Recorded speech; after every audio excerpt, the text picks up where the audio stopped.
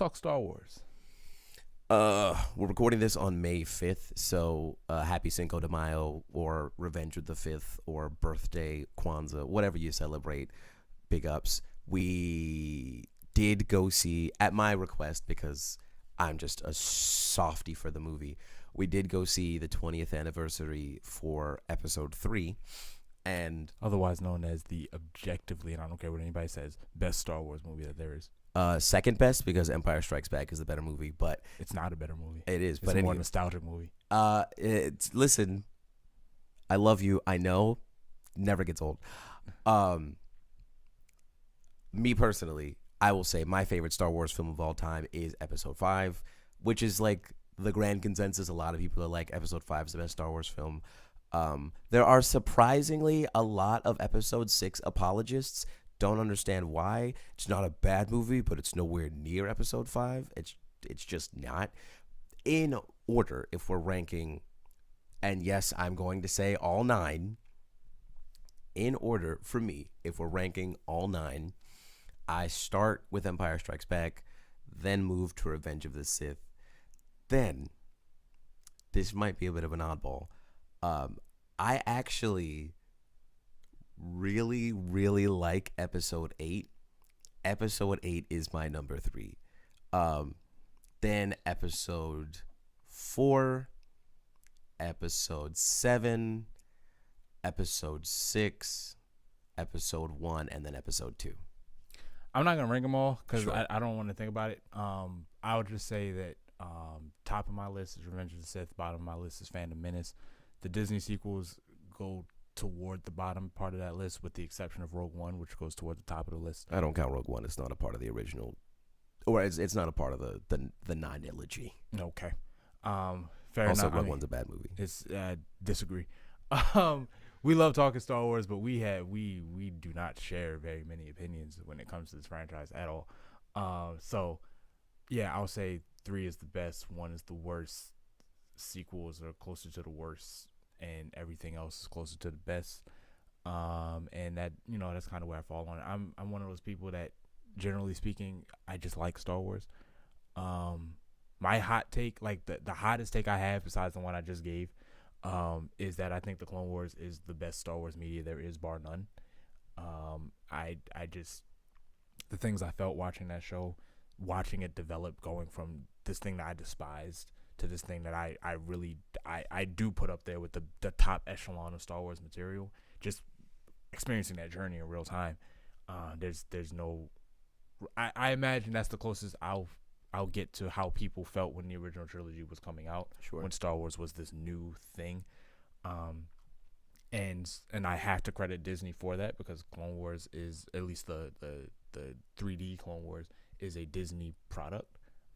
Didn't start off that way. Fair enough, but the meat, like the stuff that's defendable, Disney takes credit for that. Cartoon Network takes credit for that. Disney didn't get Clone Wars until, I think, that last season? Yeah, but they owned Star Wars, right?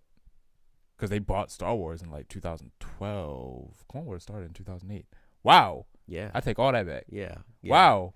All right, good catch. Yeah. Good catch. I was That wrong. was- that Okay, was so all- I don't have to credit Disney with nothing. Yeah, that was all Cartoon Network, baby. Cool. Fair enough. Well, I do have to credit them for one, because I do like that movie. But so I think all of that is top Star Wars stuff, but I just really just enjoy Star Wars. But what I do feel,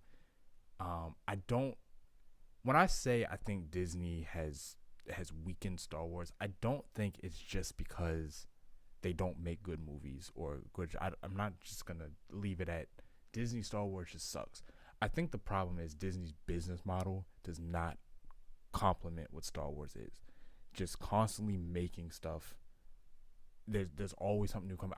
Star Wars left me behind a couple years ago. Like I'm very far behind, and it's not because of the interest. It's not because I hear bad things. It's just given how much it is to consume.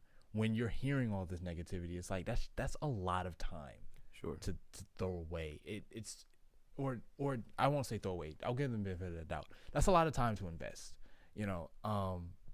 when you're getting a movie once every 3 years, when you're getting a movie and a TV show like twice a year, you can manage that, but it's the same thing I felt with the Marvel TV shows. It was going on. It's just I get it. The machine got to keep moving. The wheel got to keep spinning. You got to keep making this stuff. Okay, fine. But I think none of it has enough time to like cook in the oven to whatever the phrase is. Sure. It doesn't have enough time to develop, and I think that leads to an inferior product. And I know there has to be some kind of correlation, because Ahsoka has become my favorite Star Wars character ever made, and so I know, like, I'm immune to those arguments. I'm immune to that still sexist argument. Oh, you just get like, I'm immune to all that, because some of my takes, you'd be surprised at the things I would defend. Like you'll be surprised at the benefit of the doubt that I will give some of these companies. And yeah, he likes She-Hulk.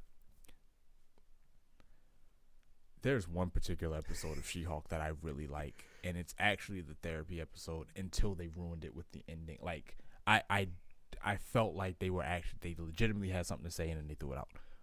But Ahsoka being my favorite character, the series should have been an easy. That's a layup. You know what I mean? And it didn't turn out that way. So I know it's not just. I know there's a correlation between just putting this stuff out and what the quality is, because Ahsoka and Clone Wars over time, over those 7 seasons, peak. Yeah. It took 7 seasons, but I don't mean it took 7 seasons for her to be tolerable. I just mean to get to get what I believe the masterpiece of a character arc Ahsoka is. It took 7 seasons and several years, because the show got canceled or it ended rather, and then it was revived. It took a while. It takes a while to get there, and it's something you can't accomplish in this really tight time crunch that they have to produce all this stuff. So, it has a very negative impact. But we're talking about a time where things were good, back when episode 3 came out 20 years ago. Ugh, Jesus. Yeah, 20 years ago. Yeah. 20 years ago. So growing up, Star Wars for me was always a big deal. I don't remember, Mom, forgive me if you watch this, I don't remember if we saw 1 and 2 in theaters. I definitely remember when we went to go see episode 3. And as a kid, I definitely don't think I appreciated it as much as I do now as an adult. Something that we used to do growing up was we would do Star Wars marathons, and we would just carve out a day every, this would happen like a couple times a year. We would just sit down, we just watch all 6 episodes, and we would watch them.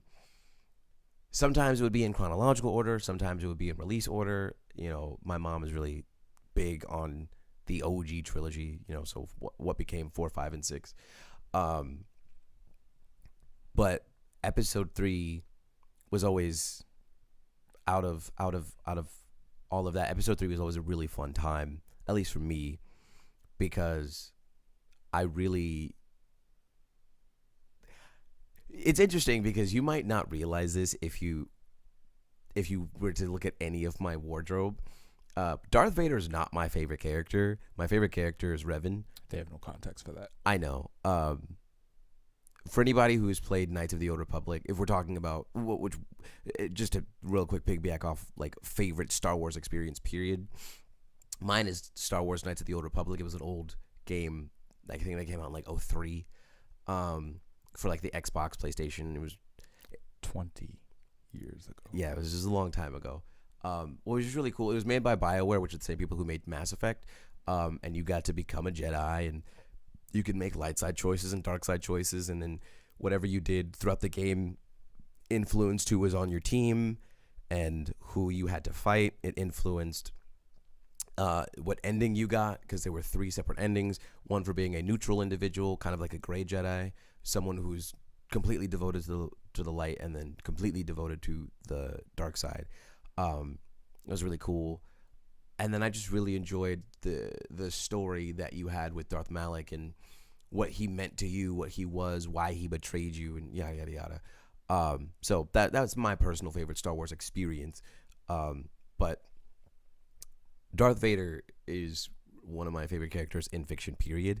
And the one thing I will say that I actually really love about Rogue One, despite not particularly liking that movie because I kind of think it's boring, but that last 2.5 minutes are the best piece of. Oh, it's just so good. But yeah, episode three really was really cool, and so we went to go see it in theaters about 2 weeks ago now when it was showing, because I was like, I haven't seen this in theaters for 20 years. And I was like, I'd want to see this on the big screen with my adult eyes because it's actually been a really long time since I saw it. The last time I watched episode 3, we had done effectively what turned a 2-hour movie into a 4-hour experience because we were watching the last 4 episodes of Clone Wars spliced into episode 3 because of the context with Ahsoka, which I'll let you speak on in a second here. So that was the last time I seen it. We did that like a year and a half ago, almost 2 at this point. Whenever Obi-Wan came out, because that's why we did it.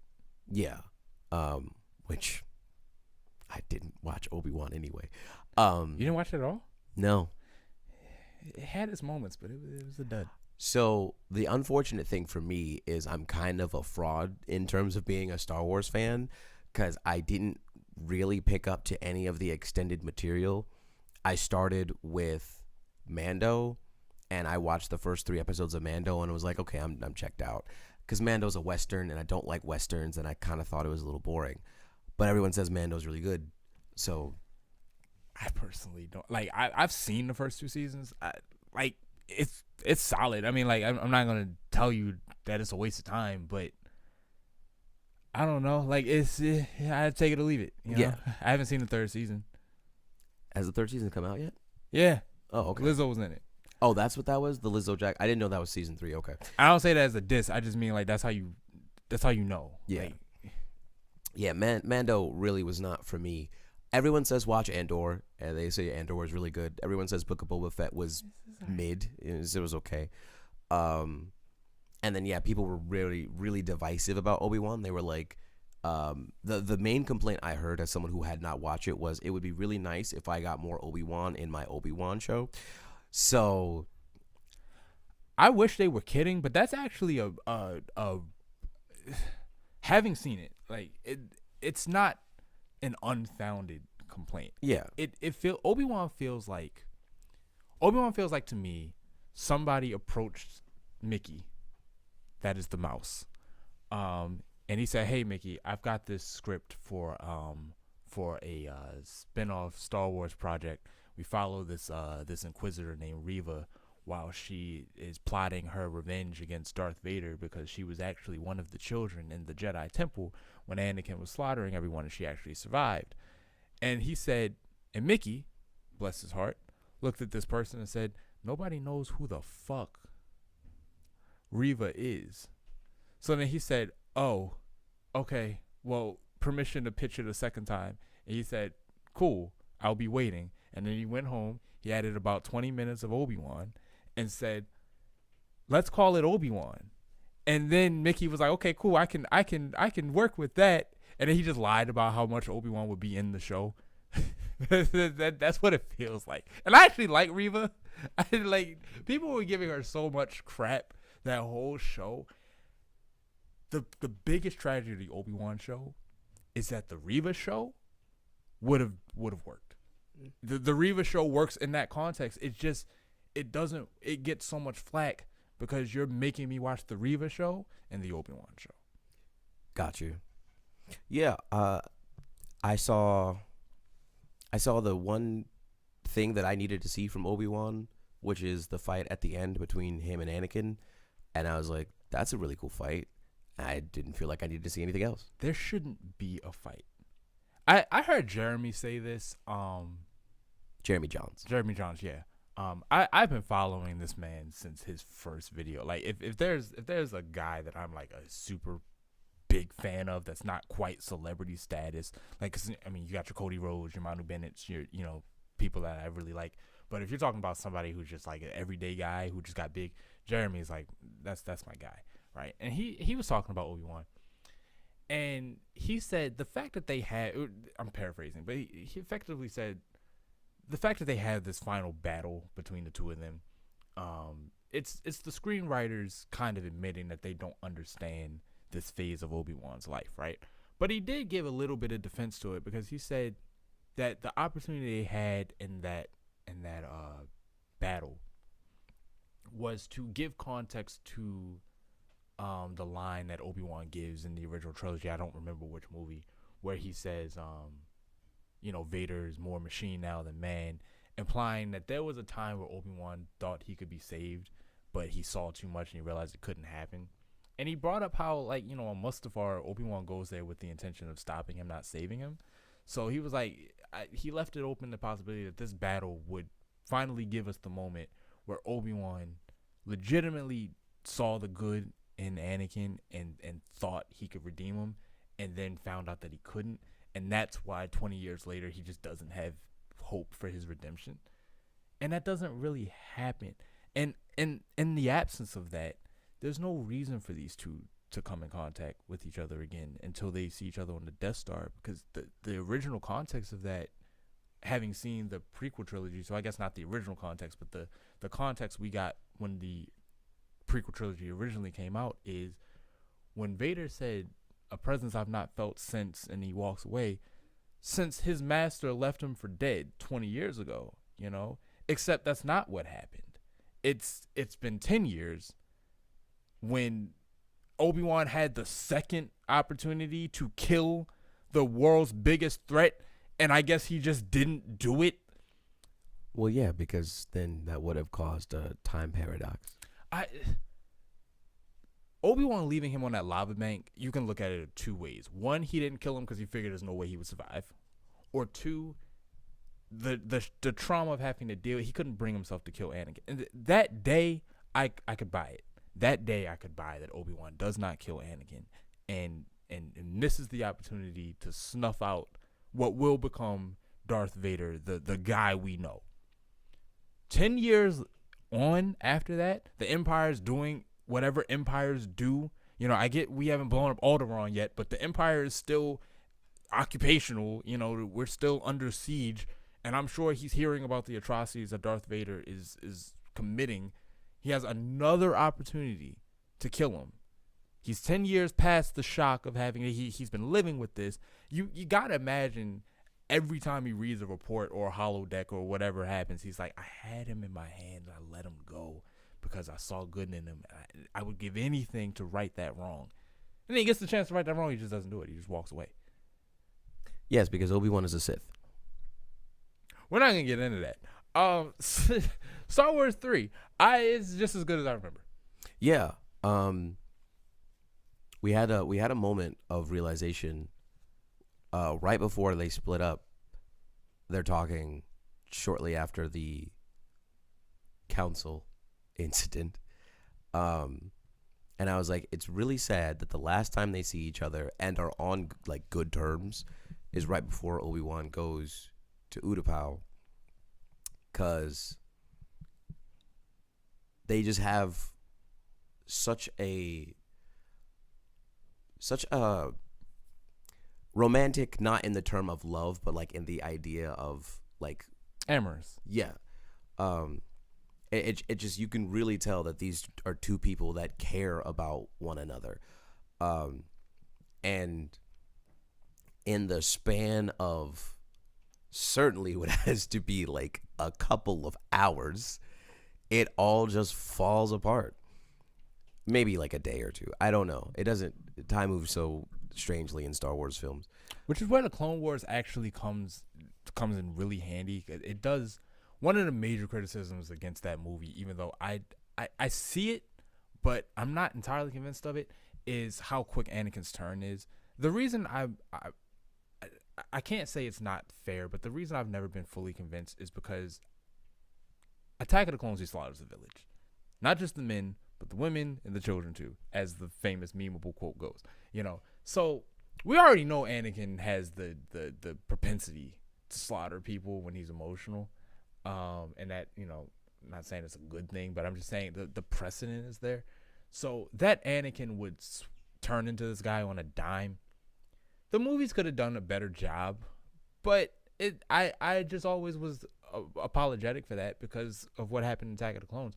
But the Clone Wars absolutely helps you further understand how Anakin can go from the hero to the galaxy's greatest threat.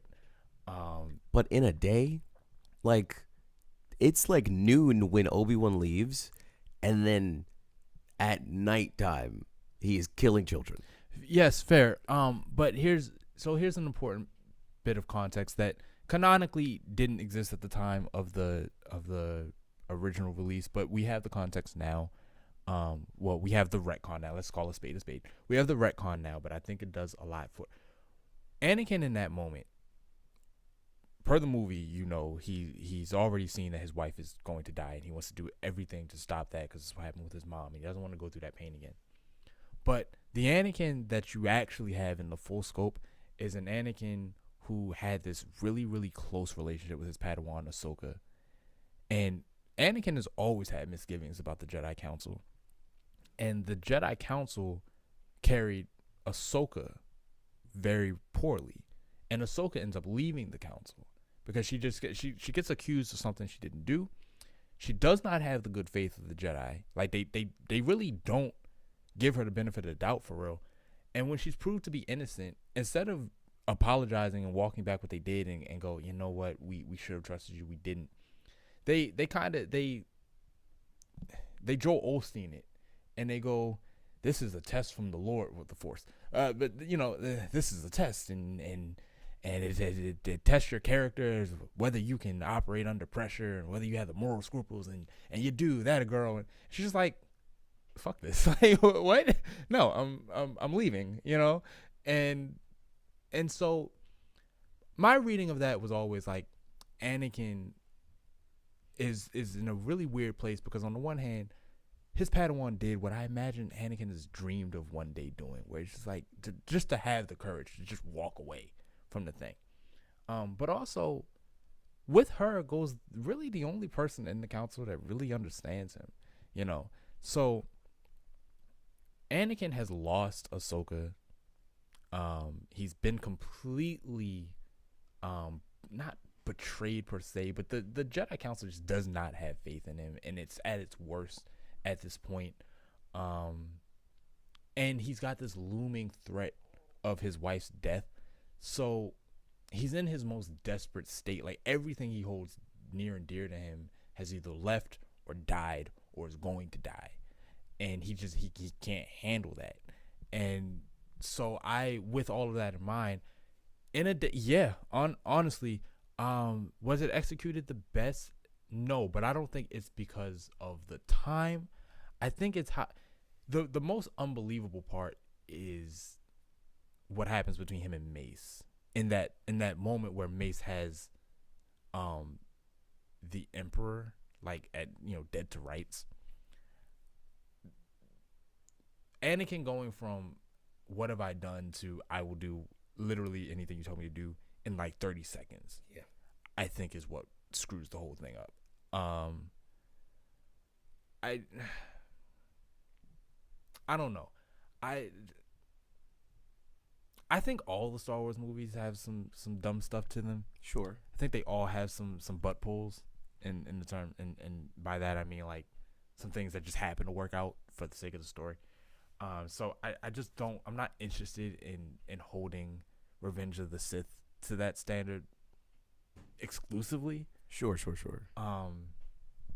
Now that might sound a little ironic because I don't give the sequels a lot of actually, that's not true.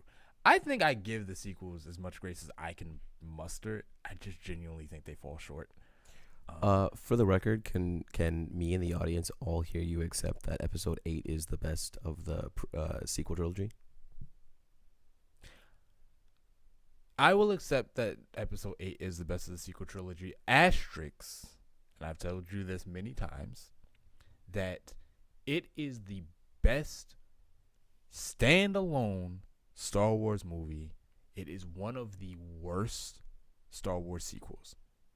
I think that is a very fair criticism. It doesn't. Ryan Johnson is the perfect guy to take that franchise and make a new exciting project. Whether he wants to make a trilogy or whether he just wants to make a like a Rogue One, a Star Wars story type movie, he's got the mind for it. He's got the heart for it. He brings the originality to it.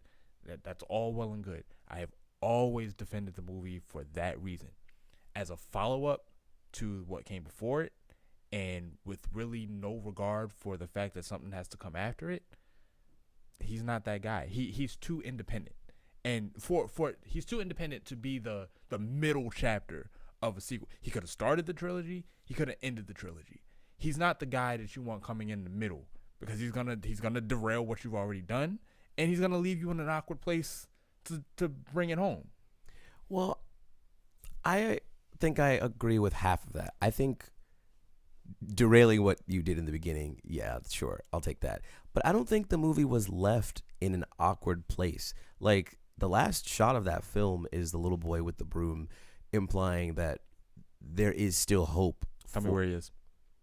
That's not his fault. That's Abrams' fault. Abrams decided to not do anything about that.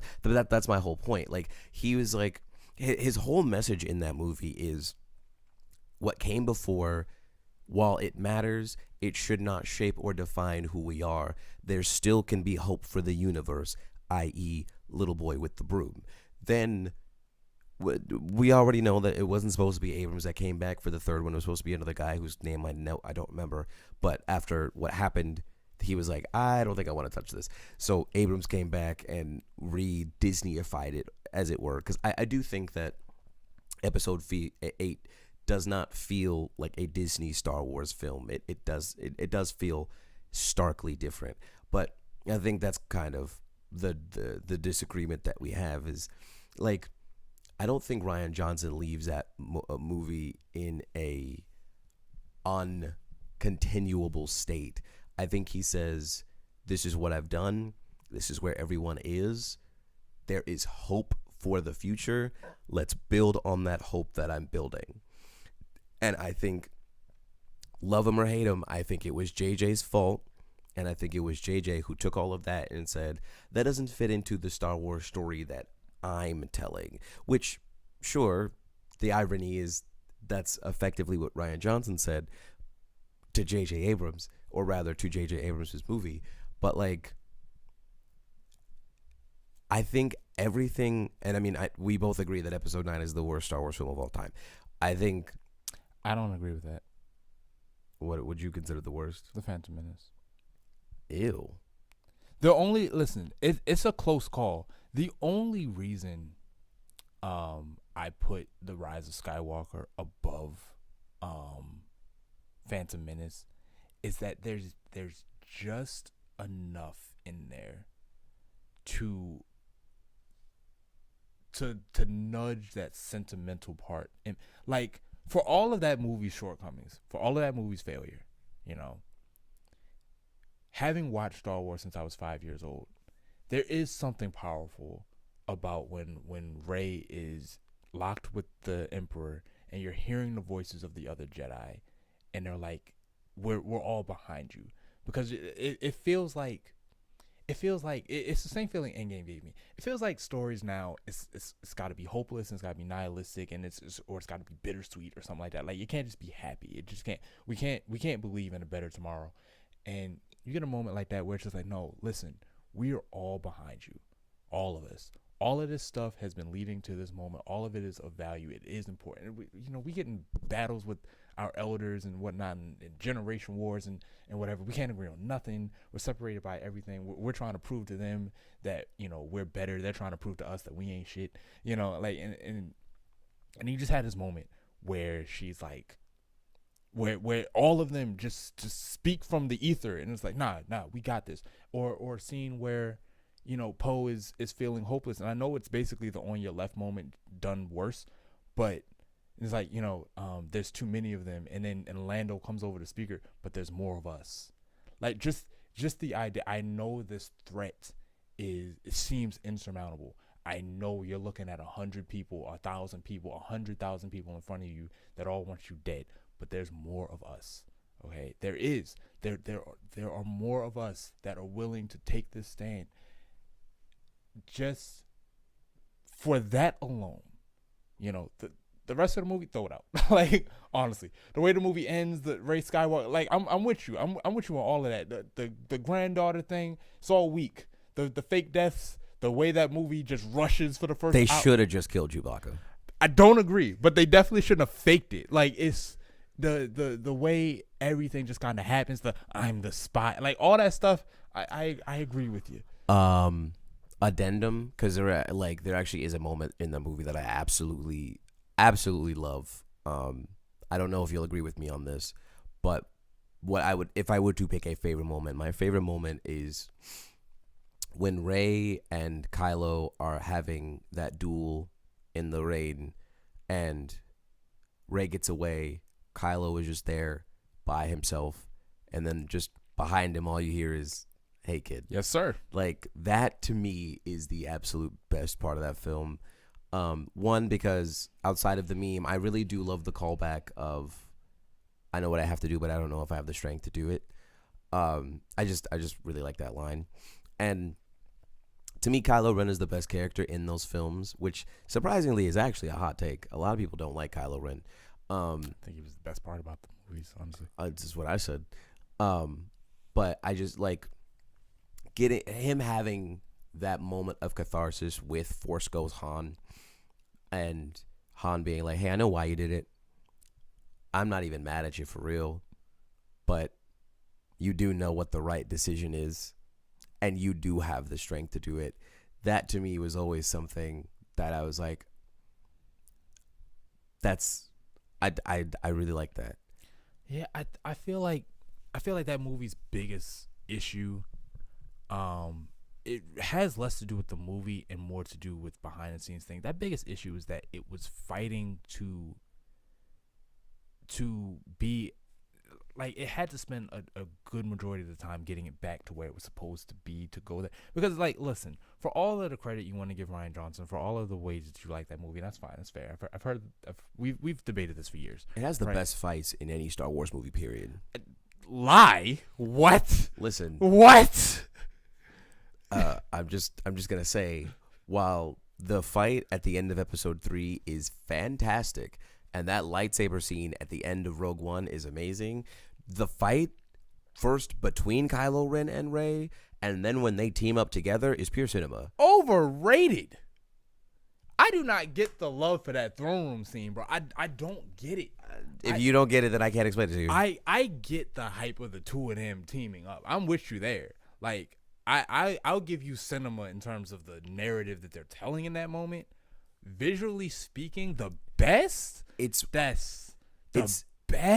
It's the only one-shot lightsaber fight that we have in all 9 movies. Listen, okay, I get it. The hallway scene changed. I'm understand. Not even talking about the hallway scene, understand. Bro. I just mean, like, that fight is so fluid. They're going back and forth. They're sharing the lightsaber. They're doing all. It's just it's like watching two Jedis dance in such a like. That's Phantom Menace.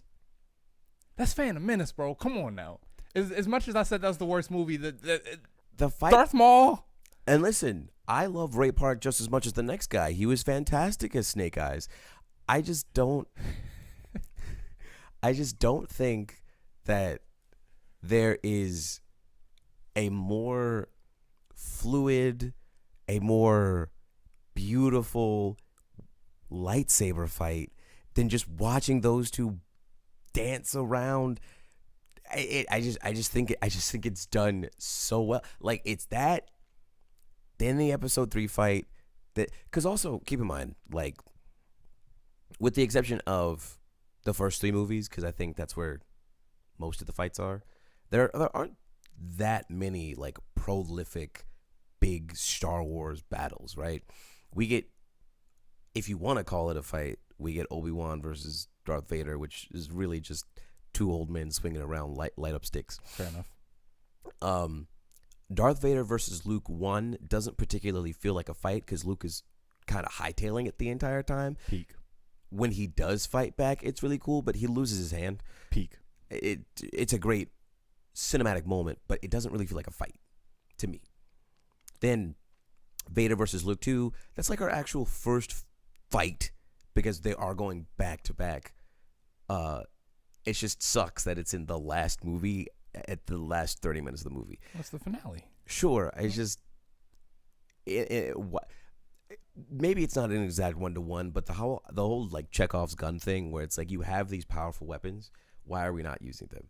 And like I understand part of that is probably because they are powerful weapons, so you want to like leave that to be more mysterious. I don't know. Once we got to episode 1 and we started to see that use them more and they're fighting droids and all, like we don't really see a lightsaber versus lightsaber fight until you get to Darth Maul and Qui-Gon gets washed almost immediately. Watch that fight again. You know what I mean. I like. He was going back and forth with Darth Maul, yes, but I mean that fight is really Obi-Wan versus Darth Maul. The last part of it, yeah, but like I think the flaw of that fight, or not the flaw, I think it's a very intentional decision. The issue is that it's never the two of them versus Darth. Well, it's not really the two of them versus Darth Maul. It is a little bit at the beginning. It's Qui-Gon versus Darth Maul, and he loses. And it's Obi-Wan versus Darth Maul, and realistically, he loses too. Now he gets the jump on Maul. That's true, but he loses the fight. Yeah, both of them lose the fight, and I think that's where, you know, when you're talking about Qui-Gon getting washed, I think you're either giving him not enough credit or giving Obi-Wan a little too much. I feel, because neither one of them on their own was able to take on Darth Maul. One of them was just able to get a fortunate advantage. And if we're being honest, what did it happen in slow motion? Like Maul watched him flip over top of him, stared at him, and then he swung and got in. Like Maul literally is a statue that entire exchange. Yeah. So they definitely nerfed him in the last quarter just to give the fight to Obi-Wan. And then he still ended up living, which is amazing to me. Clone Wars is peak. I love Darth Maul. But yeah, and I mean, and then you get into you know, episode 2. Again, we see lightsabers being used, but there are only 2 really big lightsaber moments, and that's the Colosseum and Yoda versus Dooku. And I'll say Yoda versus Dooku is a fantastic fight. I absolutely love Yoda versus Dooku.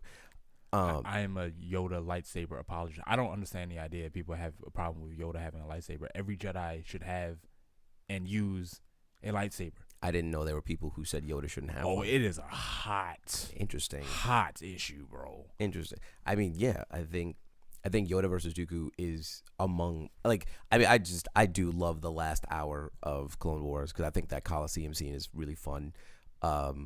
Just watching a bunch of Jedi and a bunch of their clones actually enact within the namesake of the movie, and it feels like war. Yeah. And then of course in episode 3 you've got the boys versus Dooku. You've got Obi-Wan versus Grievous, which that to me doesn't even really feel like much of a lightsaber fight because like Obi-Wan cuts off 2 of his hands and then Grievous is like, all right, I'm out. So agreed.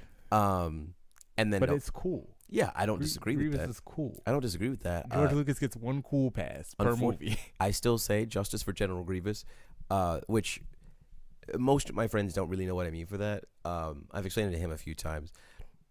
I know that it's not canon anymore, especially with Disney acquiring the rights and, you know, them erasing all of like the Legends material and all of the whatever. But Clone Wars, for those of you who don't know, used to be what started off as just a 5 to 10, maybe 15, assuming that there was something big happening that episode, minute short that would appear on Cartoon Network in between episodes. 20 years ago.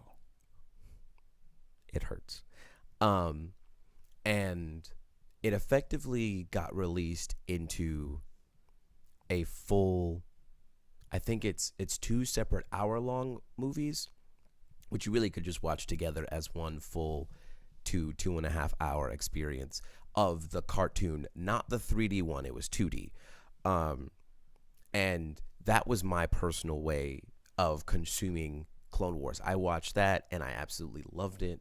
Watching Anakin's, you kind of do see Anakin flirt a little bit with the dark side there. You get more about Asajj Ventress. You see Anakin lose the Padawan lock because he goes through this big trial in the forest. Admittedly, Ahsoka does not exist, but it is really Anakin's journey, and it is the reason why it was so short is because it was just supposed to be a brief stopgap explaining the events between episodes 2 and episode 3. How come Anakin is no longer a Padawan? What is the next big threat that we're dealing with? Who is General Grievous and why is he such a problem? And while it doesn't necessarily tackle all of those things, it does tackle the big things, which is Anakin going through his trial to, graduate from being a Padawan and setting up setting up General Grievous.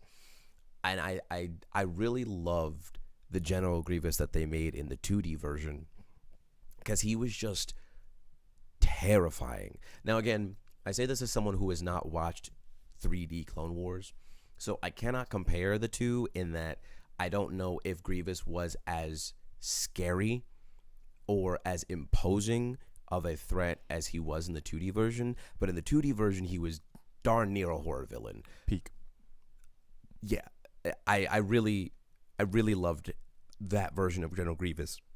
And right in the last episode, General Grievous is about to escape because the last episode is a direct link to the beginning of episode 3 in that it ends off with them going to space chasing General Grievous, and then episode 3 ends up with them in space chasing General Grievous.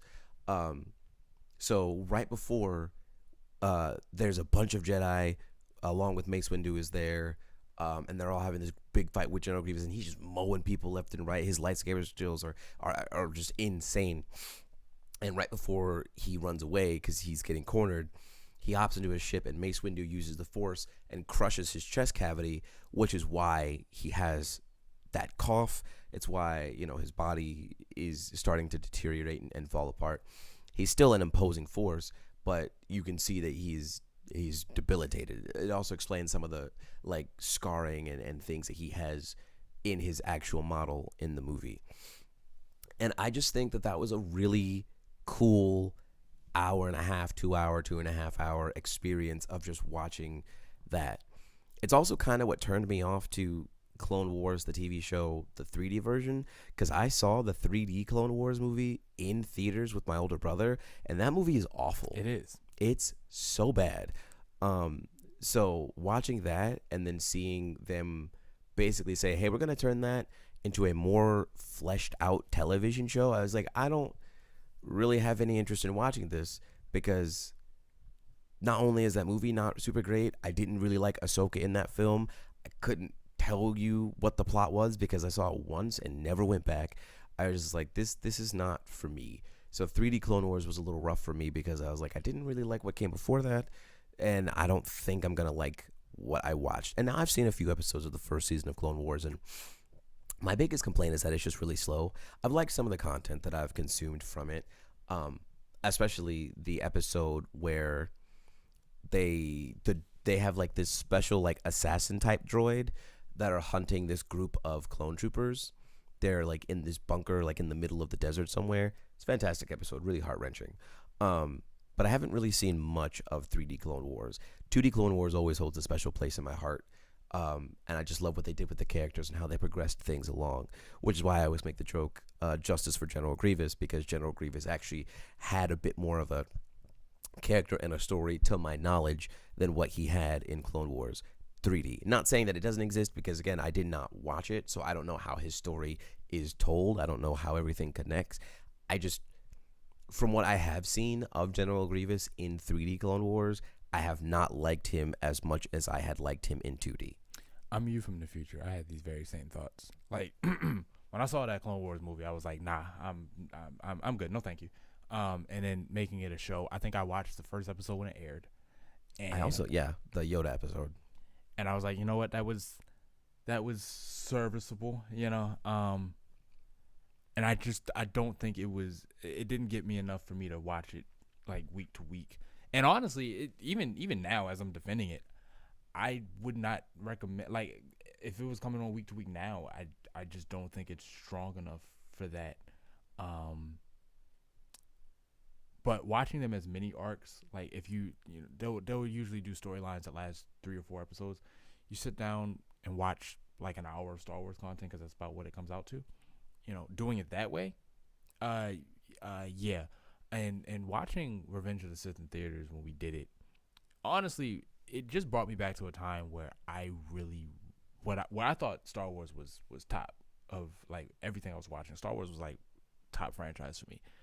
And over the last few years watching what they've been making, I'm just really getting irritated with sitting down watching a product and being like, I see the jewel.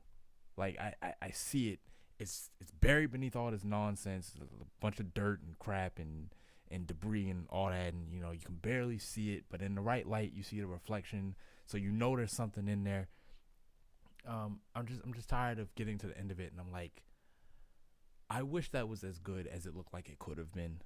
I don't want to just call it all trash because I don't have enough data because there's just too much Star Wars stuff that I haven't seen. I haven't seen Acolyte, Skeleton Crew, haven't seen the second season of Endor, didn't see the last season of Mandalorian, didn't finish Boba Fett because it wasn't doing it for me. I did see Bad Batch. I think that's pretty solid. But I really, more than anything, just want to go back to a time where Star Wars was great. I mean, like, characters like the one Bill Burr plays in The Mandalorian, even though he's not in a big part of the show, they give him an arc that's just like he's ex Empire, and just watching the arc that he goes through, where he's wrestling with the things that he did as an Empire and not programmed. I mean, this is fully autonomous individual. Just, the Empire's fallen and he's answering for it, and he's just like, oh, y'all had us do some wild stuff. And in one episode, he comes face to face with either his direct commander or like somebody at the top that like gave the orders of like something that he can't live with that he did. And earlier in the episode, he just talks about how important it is to be able to live with yourself and be able to sleep at night, right? And he sits down and talks to that guy, and the way he's talking, it sounds like he's a sympathizer, and it sounds like he's about to, because the whole idea is like they're not quite sure if they can trust him, and it sounds like he's about to just team up with the dude and go back to being the Empire, or being with the Empire, and he shoots.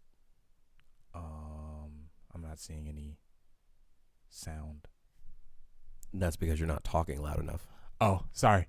I'll edit that out. He shoots the guy, and he goes, "We all have to sleep at night," and just it's so small. It's not a whole movie. It's like it's one episode, about 45 minutes, and maybe 15 of those minutes go to him. But it's just like that.